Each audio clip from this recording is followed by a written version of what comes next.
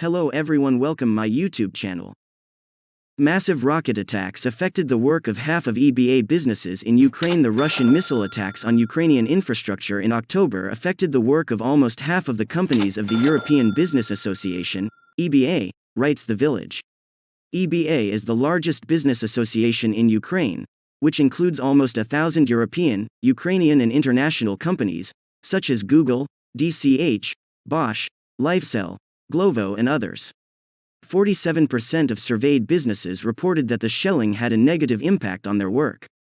A number of companies were forced to suspend work due to the lack of electricity in the internet and for security reasons, which led to a partial loss of orders, suspension of projects, and downtime, commented in EVA. Among the association's member companies, 44% operate at full capacity, 53% operate with limitations, and only 3% are not operating. The situation has worsened compared to the summer. So, in July, 49% worked full-time, and there were none at all who stopped working. Among businesses that operate partially, half have limited the geography of work, a third have closed part of their offices, retail outlets or branches, and a quarter has moved their activities online. 79% of companies continue to pay employees in full, 18% do so with advance or additional payments. This is more than in July, when 61% of companies paid full wages.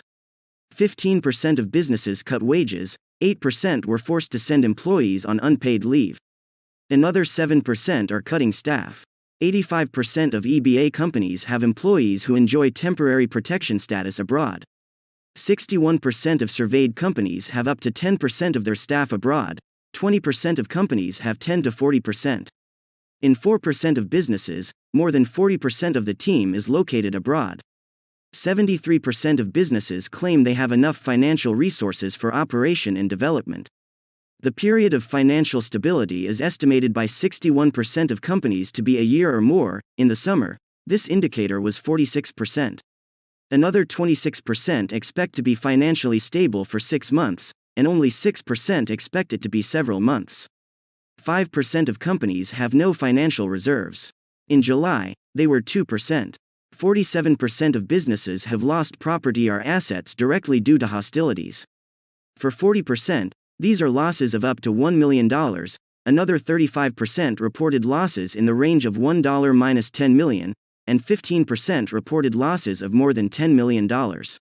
Only 5% of businesses suffered no losses.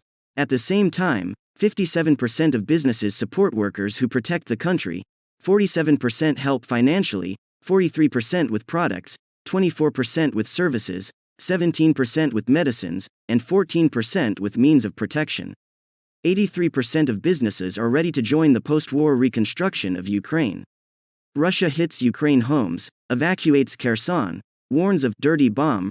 Russia fired missiles and drones into the Ukrainian-held southern town of Mykolaiv, destroying an apartment block, and said the war was trending towards uncontrolled escalation in a flurry of telephone calls to Western defense ministers. The strike on the shipbuilding town about 35 kilometers northwest of the front line in Kherson came as Russia ordered 60,000 people to flee the region, to save your lives, in the face of a Ukrainian counter-offensive. Russian Defense Minister Sergei Shoigu discussed the rapidly deteriorating situation in phone calls with British, French and Turkish counterparts, the ministry said.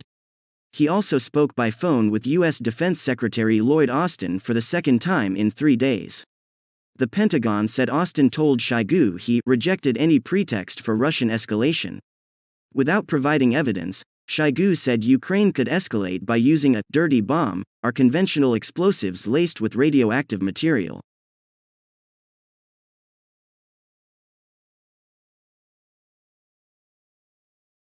Ukraine does not possess nuclear weapons, while Russia has said it could protect its territory with its nuclear arsenal.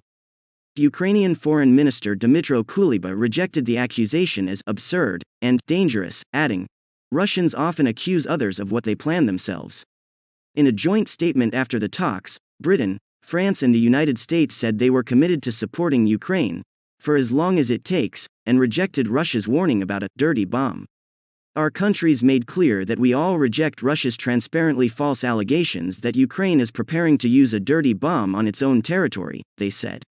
The world would see through any attempt to use this allegation as a pretext for escalation. Communication channels Sunday's missile strike in Mykolaiv wiped out the top floor of the apartment block, sending shrapnel and debris across a plaza and into neighboring buildings, Reuters witnessed.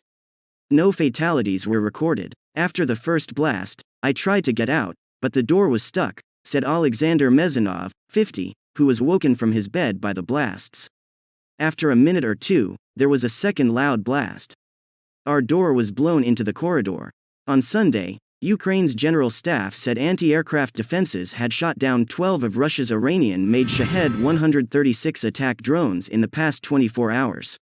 Tehran denies supplying the weapons to Russia. Britain's defense ministry said Russia was using the Iranian uncrewed aerial vehicles, UAVs, to substitute for increasingly scarce Russian-made long-range precision weapons. But Ukraine's efforts to contain the UAVs have been successful, the ministry added on Monday in its Twitter update. Ukraine's advances in recent weeks around Kherson and in the country's northeast have been met with intensifying Russian missile and drone attacks on civilian infrastructure, which have destroyed about 40% of Ukraine's power system ahead of winter. Russian troops have withdrawn from parts of the front and occupation authorities are evacuating civilians deeper into Russian-held territory before an expected battle for Kherson, the regional capital on the west bank of the Dnipro River. Kherson is a gateway to Crimea, which Russia annexed in 2014. The situation today is difficult. It's vital to save your lives, Russian Education Minister Sergei Kravtsov said in a video message. It won't be for long. You will definitely return. Russia installed authorities their reported insufficient vessels to ferry people across the river at one point on Sunday, blaming a sharp increase in the number of people wishing to leave.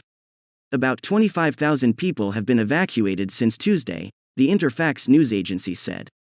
Ukraine's military said it was making gains in the south, taking over at least 2 villages it said Russia had abandoned. Russia's defense ministry said on Sunday its forces had kept up attacks on Ukraine's energy and military infrastructure, destroyed a large ammunition depot in the central Cherkasy region, and repelled Ukrainian counter-offensives in the south and east. Reuters could not independently verify the accounts.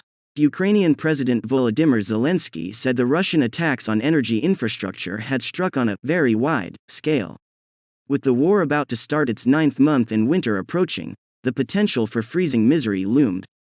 Volodymyr Kudrytsky, head of Ukraine's national energy company, Ukrenergo, said power had been restored to more than 1.5 million customers after mass weekend attacks on energy targets.